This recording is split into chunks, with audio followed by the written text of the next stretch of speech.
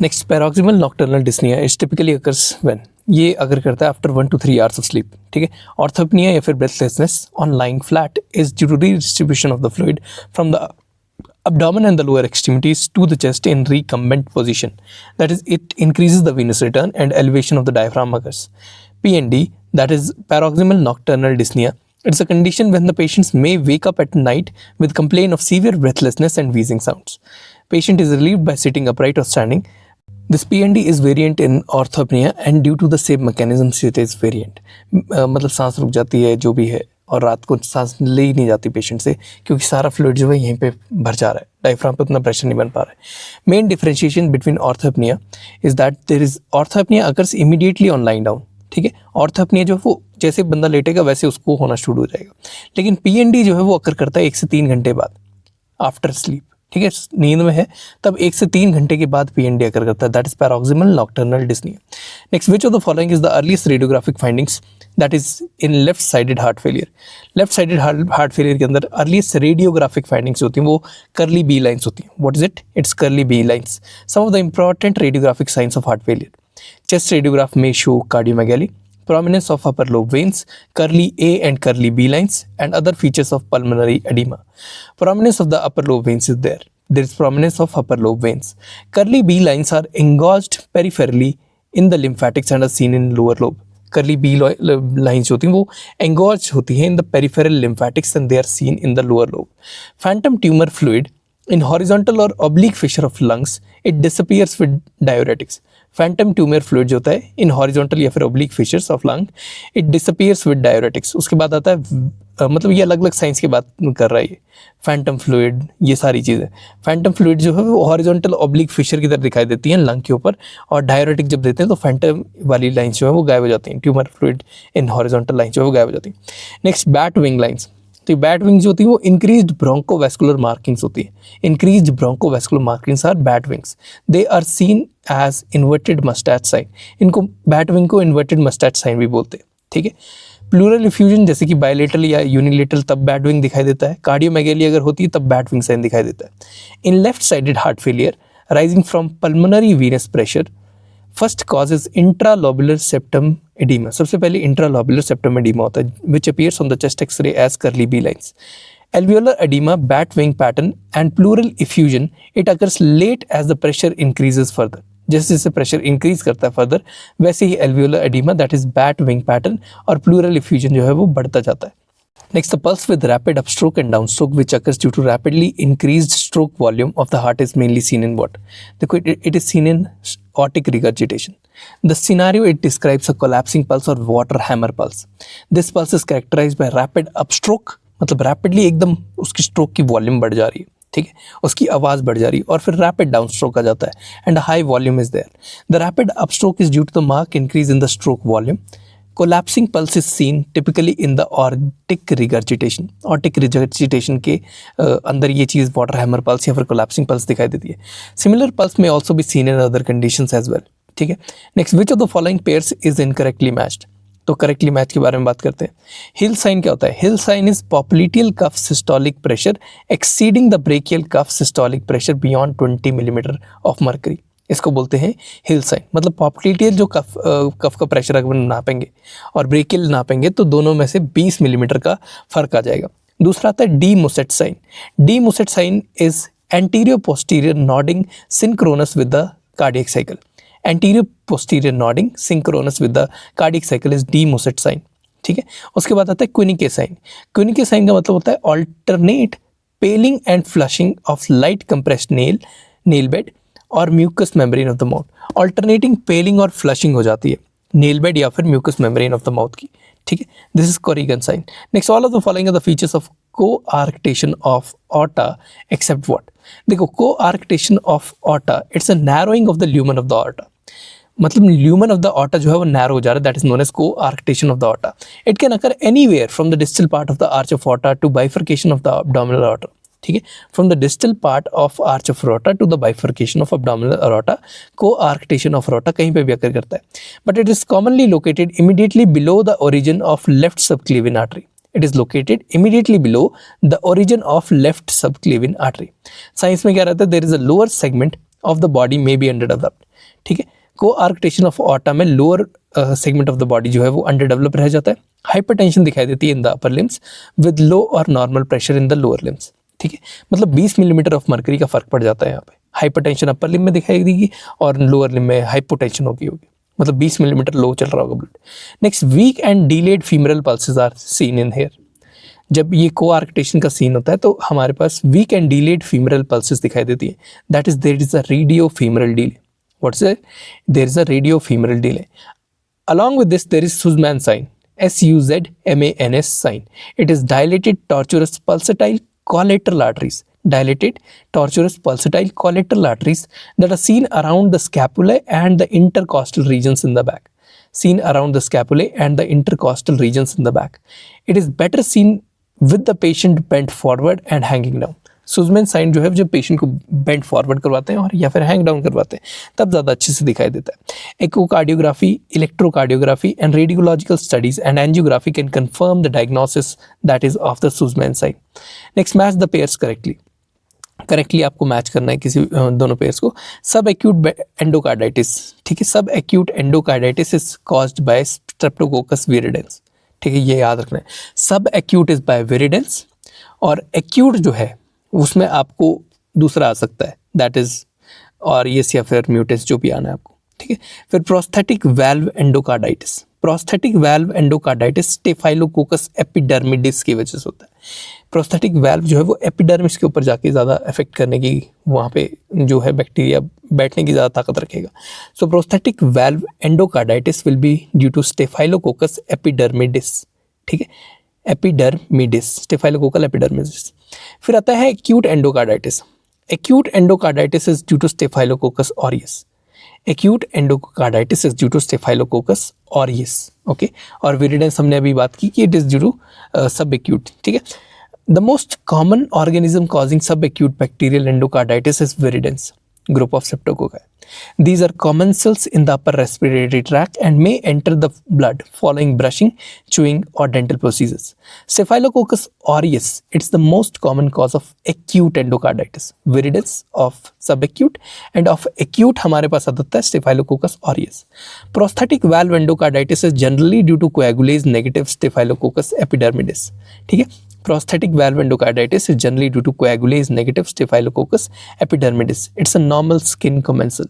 फिर इसके बाद जो सब एक्यूट के अंदर एक और चीज़ आती है, that is HACEK group of gram negative bacteria, that is haemophilus, actinobacillus, cardiobacterium, eikenella and kingella, ठीक है। ये सारे जो हैं वो कॉज करते हैं native valve endocarditis. Alright, next, which anti hypertensive drug is contraindicated in bradycardia. Bradycardia में आप एटिनोलॉल नहीं दोगे, 4 ऑप्शन में से अमिलोडिपिन, थायाजाइड और नन ऑफ द अबव भी है एक option, and fourth one is atenolol. So anti hypertensive drug that is contraindicated in bradycardia is atenolol. Beta blockers, these reduce the myocardial oxygen demand and by decreasing heart rate, blood pressure and myocardial contractility. ये heart rate को decrease कर देते हैं, blood pressure को decrease कर देते हैं और मायोकार्डियल कॉन्ट्रैक्टिलिटी को डिक्रीज कर देते हैं। Atenolol up to 100 milligram per day you can have. उसके अलावा आप मेटोप्रोलॉल दे सकते हो up to 200 milligram per day. और तीसरा आता है ब्रिस्प्रस्टल। ब्रिस्प्रस्टल आप देते हो 5 to 10 मिलीग्राम अ डे, ठीक है। They are commonly use beta blockers, they should be avoided in presence of bradycardia.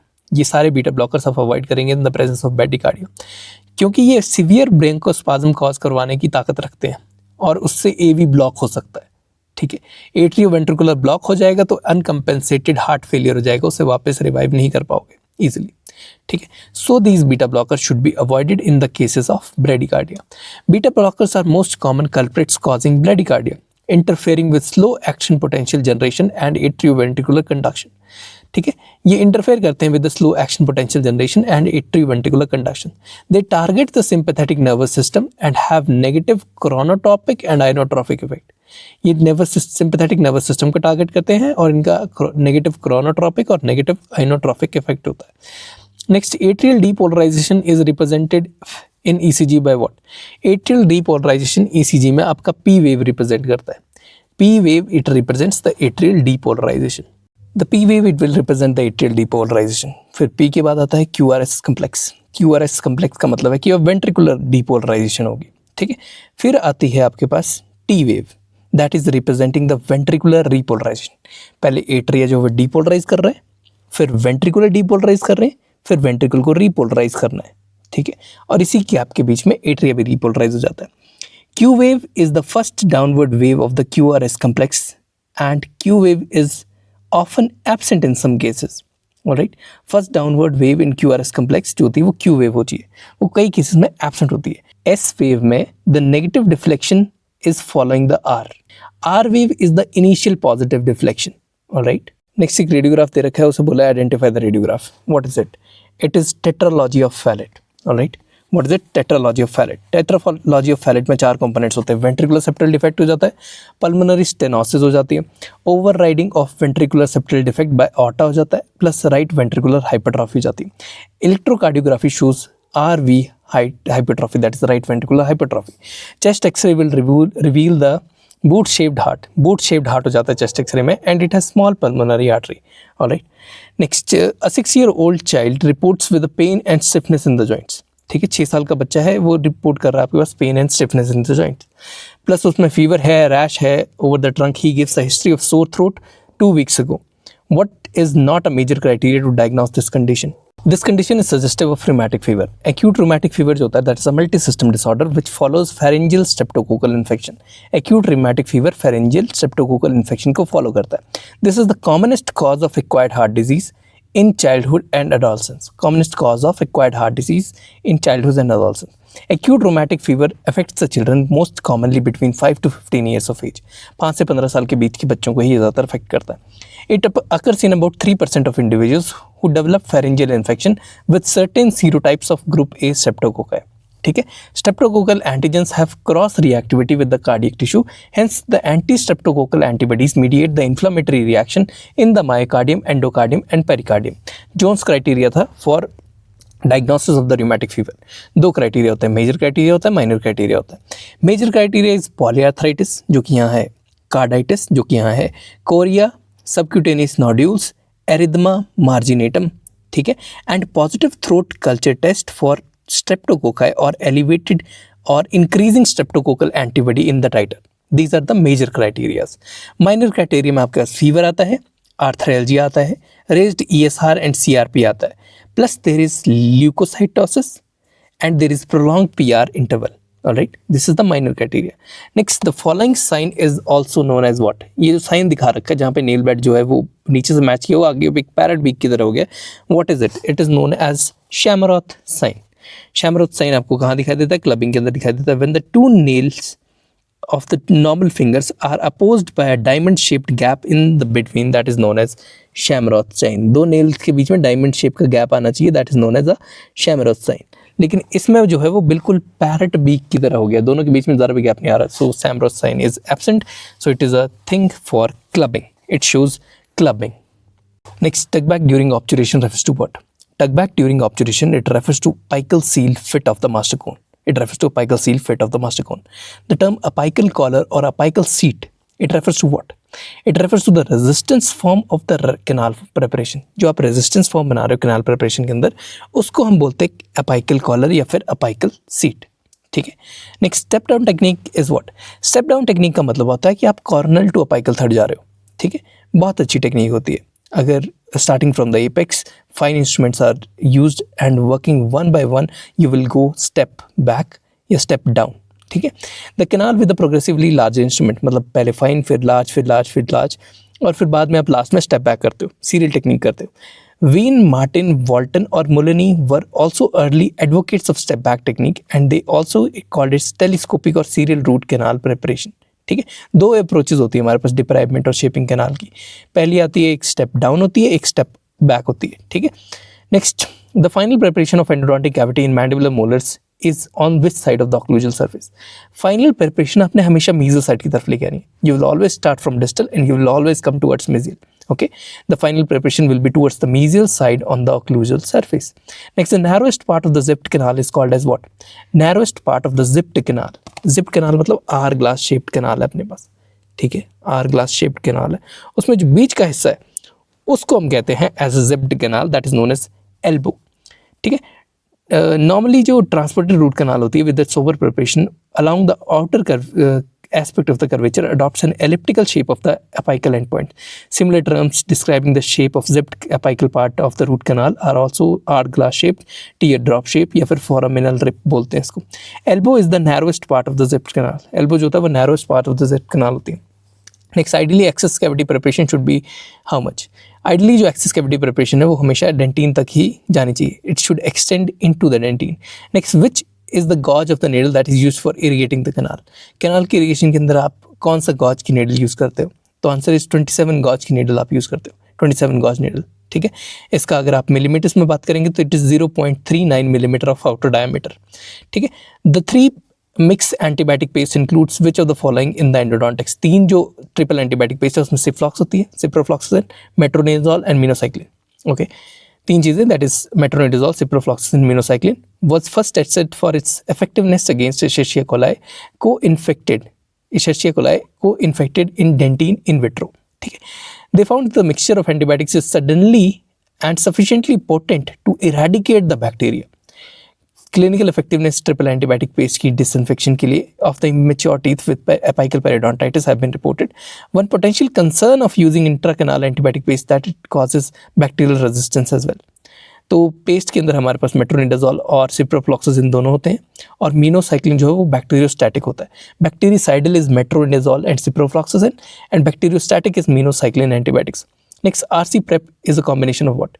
RC prep का मतलब होता है ईडीटीए प्लस यूरिया ऑक्साइड, ठीक है. आरसी प्रेप में ईडीटीए प्लस यूरिया ऑक्साइड डाला होता है. Next, EDTA which is an active ingredient in root canal preparation has its principal action of what? EDTA का क्या प्रिंसिपल एक्शन है? ईडीटीए देखो हम कंसंट्रेशन में यूज करते हैं एट 15% कंसंट्रेशन और उसकी पीएच होती है 7.3. EDTA contains EDTA plus EDTA C आता है एक और ब्रांड नेम जिसमें कैविटॉन सेटावियन, ठीक है, कैविटॉन नहीं सेटावियन प्लस ईडीटीए होता है. It's a quaternary ammonium compound that is used for disinfection. All right. A combination of EDTA and urea peroxide is known as RC prep. Disodium salt of EDTA is used in endodontic therapy for dissolving pulp stones. Dissolution of the necrotic debris is better brought by sodium hypochlorite if smear layer is removed by EDTA. तो हम basically क्या कर रहे हैं? Decalcification of dentin करवा रहे हैं, dissolution of necrotic debris करवा रहे हैं और ल्यूब्रिकेशन ऑफ द कैनाल करा रहे हैं simultaneously with instrumentation. Next, Javelle water is made up of what? Javelle water एक वीक सॉल्यूशन होता है सोडियम हाइपोक्लोराइड का, ठीक है. Hypochlorite was first produced in 1789 in Javelle in France. Walker ने 1936 में इंट्रोड्यूस किया था हाइपोक्लोराइड को एंडोडोंटिक्स के अंदर. ईयू दे जैवेल या फिर Javelle water is the weak solution of sodium hypochlorite. This method of extraction of chlorinated lime with sodium carbonate to yield low levels of available chlorine is used to produce hypochlorite solutions for the use as hospital antiseptic and is sold as EUSOL और Dakin solution. इसको यूसॉल या डैंकिन solution के नाम से बेचा जाता है. EUSOL या DAKIN solution. Sodium hypochlorite buffered 0.5% solution recommended for irrigations for wounds during World War 1 by Dakin DAKIN. Coolidge ने इंट्रोड्यूस किया था हाइपोक्लोराइड को in endodontics. Coolidge COOLIDGE introduced hypochlorite into endodontics. Needles which release the solution through the lateral openings are more preferred in endodontic now. अब आप hypochloride को हमेशा side vented needle से ही use करना प्रेफर करते हो क्योंकि आपको हाइपोक्लोराइड रिएक्शन से बचना है किसी भी तरीके से. You do not want your hypo to cross the apical foramen. Next, what is the most commonly use solution for irrigation of root canal? Irrigation of root canal के लिए आप सबसे ज़्यादा कॉमनली सोडियम हाइपोक्लोराइड यूज़ करते हो, that too in a concentration of 2.5% to 5.25%. That is a good necrotic tissue solvent, ठीक है. ये पूरा नेक्रोटिक टिश्यू को सॉल्यूट कर लेता है, मतलब गायब कर देगा. 5.25% सोडियम हाइपोक्लोराइड में 25,000 पार्ट्स पर मिलियन क्लोरीन प्रेजेंट होते हैं और WHO रिकमेंड करता है कि लगभग 20,000 पार्ट्स पर मिलियन क्लोरीन होने चाहिए इसके अंदर. Next, the largest component of gutta percha cone is what? Largest component क्या होता है गट्टा पर्चा के अंदर? जिंक ऑक्साइड होता है. जिंक ऑक्साइड एक बहुत बड़ा फिलर है जो कि आपका 66% गट्टा पर्चा कोन के अंदर प्रेजेंट होता है. गट्टा पर्चा कोन के अंदर गट्टा पर्चा होता है 20%. 66% is largest zinc oxide, that is filler में. और मैट्रिक्स होता है गट्टा पर्चा का 20% होता है. उसके बाद हैवी मेटल्स डाले होते हैं ताकि ओपेसिफिकेशन, रेडियो ओपेसिफिकेशन बढ़ सके, वो 11% होते हैं. उसके बाद बिस्मुथ सल्फेट जो होता है वो बहुत ज़्यादा कम ट्रेस अमाउंट्स में डाले होते हैं, ट्रेस अमाउंट्स में बिस्मथ सल्फेट। और लास्ट में हमारे पास बात आती है वैक्स या रेजिन की। ये प्लास्टिसाइजर की तरह एक्ट करते हैं और 3% होते हैं। गट्टा पर्चा नेचुरली अकर्स एज व्हाट? गट्टा पर्चा नेचुरली अकर करता है एज 1,4 पॉलीआइसोप्रीन। कैसे में अकर करता है? 1,4 पॉलीआइसोप्रीन गट्टा पर्चा अकर करता है। Second generation of apex locator is based upon what? Second generation apex locator का it is based upon impedance. ठीक है। Limitations of electronic apex locator are that that touching a metallic restoration will affect the performance of electronic apex locator. ठीक है। Leakage of saliva through the cervical caries और open margins will also affect the electronic apex locator. Immature या blunderbuss canal अगर present है या blunderbuss apex present है, immature apex present है, तो that will also give short readings to the electronic apex locator. Next, temperature of glass bead sterilizer is what? It is 425 degree Fahrenheit to 475 degree Fahrenheit for 5 seconds. ठीक है। Hottest part glass bead sterilizer का along the rim होता है and the temperature is lowest at the center of the glass bead sterilizer. ठीक है। और surface of salt पे भी temperature lowest जाता है। To sterilize the instrument properly, one should immerse at least quarter inch below the salt surface. Quarter inch मतलब इतना तो जाना चाहिए, एक उंगली के बराबर ऊपर वाले हिस्से के बराबर तो जाना चाहिए। ठीक है। Below the salt surface and the peripheral area of the steriliser. और पेरिफेरल एरियाज में हमें ज़्यादातर इंस्ट्रूमेंट्स को रखना है। The main disadvantage of glass Beed steriliser is that the only small instruments can be sterilise in this. In hot Beed steriliser the temperature is highest in what? Hot Beed या फिर glass Beed steriliser के अंदर हमारा टेम्परेचर भी हमने बात की आउटर जोन में सबसे ज़्यादा हाई होता है। हॉट सॉल्ट स्टेरिलाइजर के अंदर temperature is highest at the outer surface. The commonly use salts are magnesium carbonate, sodium silico aluminate and sodium carbonate. ये कॉमनली यूज सॉल्ट्स होते हैं। Next, max pattern compactor is of what shape? Max pattern compactor जो होता है वो reverse blade of H file की तरह दिखता है। It's like reverse blade of H file. Next, first number formula of a 4-unit instrument denotes what? First number in a formula of a 4-unit instrument, it denotes 1/10th of a millimeter. ठीक है, it denotes 1/10th of a millimeter. All right. Angle former is a type of what? Angle former एक excavator है. Angle former is a type of excavator. Next, a bevel should be given on which surface of class 2 amalgam cavity? Bevel हमेशा gingival floor पे दिया जाएगा in the class 2 amalgam cavity. All right. Next, which of the following will be the result of an over contoured class 5 restoration? अगर आपने over contoured class 5 restoration बना दी उसकी वजह से क्या होगा? Increase accumulation of plaque हो जाएगा वहाँ पे। There will be increased accumulation of plaque. Next, which of the following endodontic material is not used for pulpotomy? Pulpotomy के लिए आप MTA यूज़ करते हो, glutaraldehyde यूज़ करते हो, फॉर्मोक्रिजोल यूज़ करते हो पल्पोटोमी के लिए। ठीक है, पल्पेक्टोमी के लिए नहीं बोल रहे। लेकिन not use for pulpotomy is Maisto paste, MAISTO paste. Next, cut and chunk technique is use for what? Cut and chunk technique आप हमेशा अमलगम के लिए यूज़ करते हो। ठीक है, जहाँ जहाँ तक अमलगम है उसकी बाउंड्रीज कट करेंगे और पूरे चंक को बाहर निकालेंगे ताकि मरकरी कम से कम बॉडी में जाए या फिर कम से कम मरकरी जो है वो बाहर निकले ओरल कैविटी के अंदर, मतलब मरकरी का एक्सपोजर कम से कम रहे। ठीक है, it's for amalgam removal. Next, which of the following is the strongest type of abrasive? सबसे ज़्यादा strongest type of abrasive sintered abrasive होता है। ठीक है, 4 ऑप्शन दिए, rubber bonded abrasive, resin bonded abrasive, sintered abrasive and vitreous bonded abrasive. तो sintered abrasive जो है वो सबसे ज़्यादा स्ट्रॉन्गेस्ट टाइप ऑफ एब्रेसिव होता है। Next, which of the early method is used for early detection of incipient proximal caries? Incipient proximal caries को detect करने के लिए सबसे बेस्ट रेडियोग्राफ कौन सा होता है, सबसे बेस्ट मेथड कौन सा होता है? 4 ऑप्शन दिए, visible light, digital fibre optic transillumination, Doppler flowmetry and bite wing radiograph. तो जो प्रॉक्सिमल केरीज होती है उनको बाइट विंग रेडियोग्राफ से बहुत जल्दी डिटेक्ट किया जा सकता है अगर वो अर्ली स्टेजेस पर भी हैं तो भी। ठीक है, लेकिन उतना हमारे पास 15 to 20% इनामल लॉस होना चाहिए उस जगह से ताकि वो रेडियोग्राफ पर शो अप हो सके। Next, minimal enamel decalcification due to caries detected radiographically should be how much? It should be 500 micrometre. कितनी होनी चाहिए? 500 माइक्रोमीटर तक का इनामल डीकैल्सिफिकेशन होना चाहिए ताकि रेडियोग्राफ के ऊपर हमारा जो डिफेक्ट है वो दिखाई दे। Next, which investigation is based on AC impedance spectroscopy? AC impedance spectroscopy के ऊपर बेस्ड है caries scan pro. AC impedance spectroscopy के ऊपर बेस्ड है caries scan pro. Next, incisal edges of both upper anterior teeth compare to lower lip contour during social smile is called as what? It is called as smile arc. Incisal edges of upper anterior teeth compared to the lower lip contour during social smile, it's called as smile arc. Next, which of the following is an excimer laser? EXCIMER laser कौन सी है? 4 option दिए, ERYAG, NDYAG, CO2, argon. इनमें से excimer laser जो है वो argon होती है। Next the key difference between self H and conventional bonding system is what. देखो सेल्फ एच बॉन्डिंग सिस्टम जो है उसमें साइमल्टेनियस एचिंग हो जाती है एंड एप्लीकेशन ऑफ एडहेसिव भी साइमल्टेनियसली हो जाता है on the two surface, thereby reducing the risk of over etching and preserving the enamel integrity.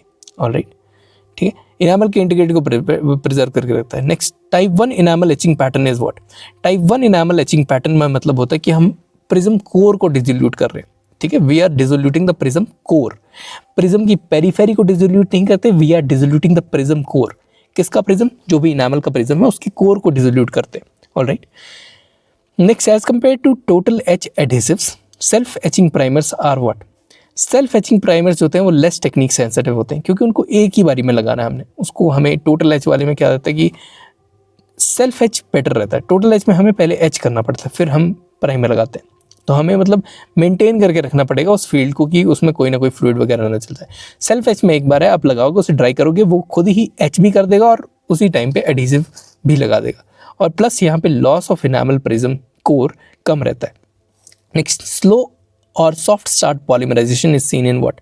Slow और soft start polymerisation it is seen in quartz tungsten halogen light cure units. कहाँ दिखता है? Quartz tungsten halogen light cure units के अंदर दिखाई देता है। Next which lasers can be use to cure composite resins. कौन सी लेजर कॉम्पोजिट रेजन को क्योर करने के लिए यूज होती है? Answer is argon. Argon is use to cure the composite resins. Next which is the wavelength of visible light use for curing in cure resin restoration. Light cure resin restoration के अंदर आप कौन सी wavelength of light use करते हो? Answer is 420 to 475 nanometer की light आप use करते हो, 420 टू 475 नैनोमीटर की light. Next true about self etch primer is what.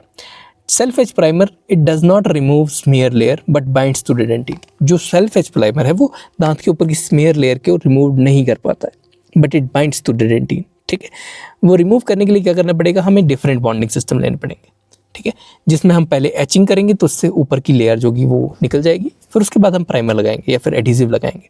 Alright, this was true for self etch primer. Next cohesive gold is used as a bulk filler is what. Cohesive gold used as a bulk filler is mat gold. ठीक है, gold is best for restoration of the proximal teeth, alright, but it is mat gold as a bulk filler, alright, but it's costly. Stress in cold working can be relieved by what. Stress in cold working can be relieved bye annealing. ठीक है, it can be relieved by annealing. Next, the carat for gold foil used for restorations is how many carats? Carat for gold foil used for restorations is 24 carat gold foil. Next, pure gold fuses at a temperature in degree centigrade of 11. Gold foil is prepared by what? ठीक है, तो degree centigrade होती है हमारी 1063।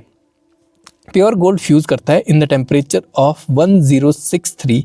ठीक है, 11 number की gold foil की बात कर रहा है, और फिर 11 नंबर की गोल्ड फॉइल बनाई जाती है जो कि हम बल्क पैकिंग के लिए यूज़ करते हैं। ये 1063 डिग्री सेंटीग्रेड पे इसको हीट करते हैं पहले। Next, the maxillary central incisor presents with pink colour discolouration on the crown. 2 periapical radiographs are taken in horizontal angulations, 2 different horizontal angulations. In both the views, around well-defined radiolucency remains centered in the pulp canal. देखो जो radiolucency वो centered रह रही है in the pulp canal, मतलब वो pulp canal के अंदर ही present है, ठीक है।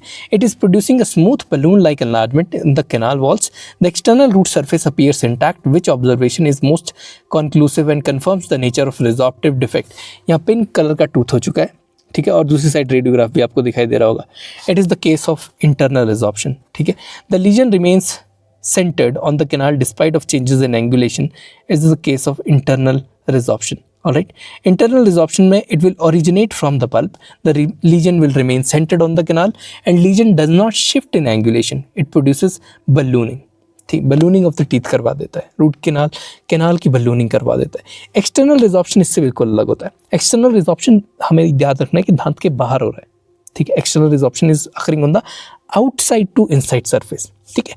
तो जब आप एंगुलेशन चेंज करोगे तो lesion will shift to the canal, मतलब lesion relative to canal shift कर जाएगा जिस भी साइड को आप एंगुलेशन कर रहे हो उसके बेसिस पर, ठीक है। कैनाल की आउटलाइन कॉमन रहती है, इसमें कैनाल की आउटलाइन डेफिनेट रहती है एक्सटर्नल रूट रिजॉर्प्शन में, लेकिन इंटरनल रूट रिजॉर्प्शन में कैनाल की आउटलाइन ही हमारी बलून हो जाती है, ऑलराइट।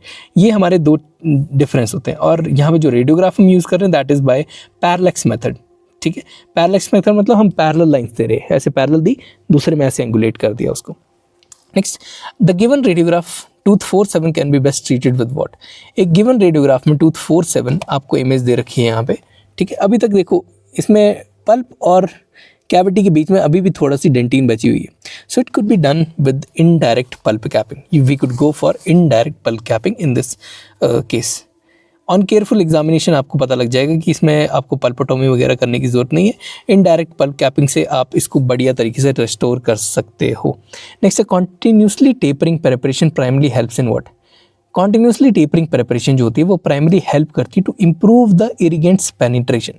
इरिगेंट जितना अच्छा तरह से पेनिट्रेट कर पाएगा उतनी अच्छी तरीके से इसको कैनाल को क्लेंज कर पाएगा, तो उतनी अच्छी आपकी आरसीटी होगी। Alright, that is why we go give a continuous taper, ताकि वो ऐसा टेपर आए पूरा।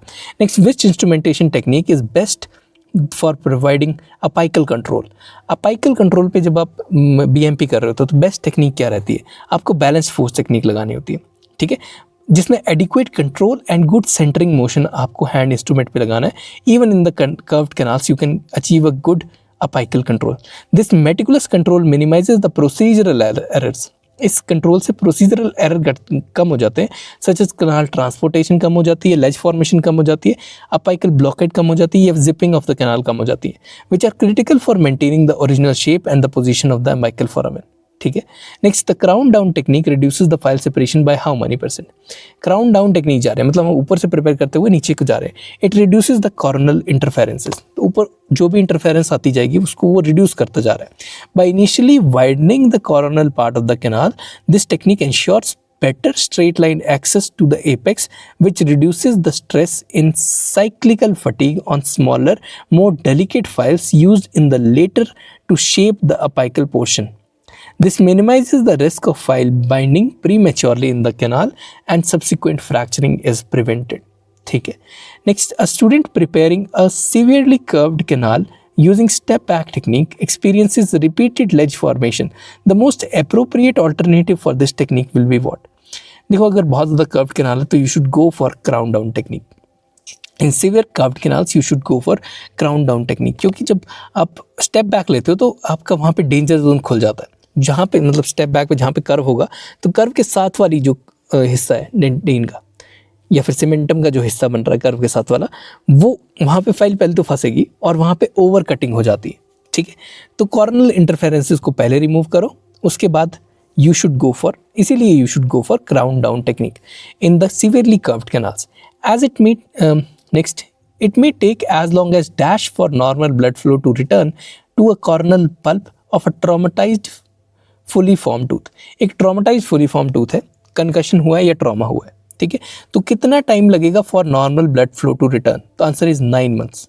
9 महीने लग जाते हैं for the blood flow to return to normal in the coronal pulp. As the circulation is restored, the pulp will show positive vitality tests. ठीक है। Next, adaptive apex locators are what? Adaptive apex locators जो होते हैं they are 6th generation apex locators. 6th generation apex locators are adaptive apex locators, that are EALs, and these apex locators are intended to overcome the disadvantages of 4th and 5th generation electronic apex locator. जो impedance के ऊपर based है उनके disadvantages को ये overcome कर लेता है। It eliminates the need of drawing the canals. जो 6th जनरेशन है उसमें ड्राई करने की जरूरत नहीं होती कैनाल को। Example of 6th generation apex locators are adaptive apex locator Raypex 6, RAYPEX 6। Next, all of the below are electronic apex locators and hand piece combinations except what? देखो, combination of apex locator and electronic hand piece, इसमें हमारे पास अलग अलग नाम है, जैसे Tri Auto ZX cordless electrical hand piece with 3 safety mechanism, ND 700 है, ENDY 7000, सॉरी 700 नहीं 7000, ये रिवर्स कर देता है रोटेशन को। अगला है Sophie ZX monitor, it monitors the location of file during instrumentation, ठीक है। ये कॉम्बिनेशन है एपेक्स लोकेटर और एंडोडोंटिक हैंड पीस के, ठीक है। इनमें से जो कॉम्बिनेशन नहीं है दैट इज रूट ZX पुराने वाला है। TRI try Auto ZX is ND 7000 is Sophie ZX is a combination of locator and handpiece combination. Next, the patient presented with the central incisor with a periapical bone resorption. Central incisor के साथ आया periapical bone resorption हो रही है, तो अब working length आपने calculate कर रही है, पेरिपाइकल बोन रिजॉर्प्शन हो रही है, तो कितना सब्सट्रैक्ट करोगे नॉर्मल वर्किंग लेंथ से? Answer is 1.5 millimetre will be subtracted. Weine's modification करते हैं हम यहाँ पे, WEINES modification, Weine modified calculation of working length according to the presence of और absence of resorption is given below. अगर कोई भी रिजॉर्प्शन नहीं हो रही है तो वी विल सब्सट्रैक्ट 1 मिलीमीटर, कोई भी रिजॉर्प्शन नहीं हो रही है तो we will subtract 1 millimetre, radiographic apex से 1 मिलीमीटर शॉर्ट रखेंगे। अगर पेरियपाइकल बोन रिजॉर्प्शन है तो you will subtract 1.5 millimetres. If there is periapical bone resorption plus the root apex resorption, दोनों जगह पे वहाँ पर रेडियोलुसेंसी इतनी बड़ी बन चुकी है कि पेरियपाइकल रिजॉर्प्शन भी होगी प्लस रूट एपेक्स के रीजन में भी रिजॉर्प्शन हो रही है, तो you will subtract 2 millimetres in that. Okay, next, tracing of a sinus tract with gutta percha terminates the lateral surface of the root. Tracing of the sinus tract with gutta percha, it terminates at the lateral surface of the root. This finding is most likely to indicate what? कि यहाँ पे this is most likely to indicate that there is a primary endodontic lesion via lateral canal.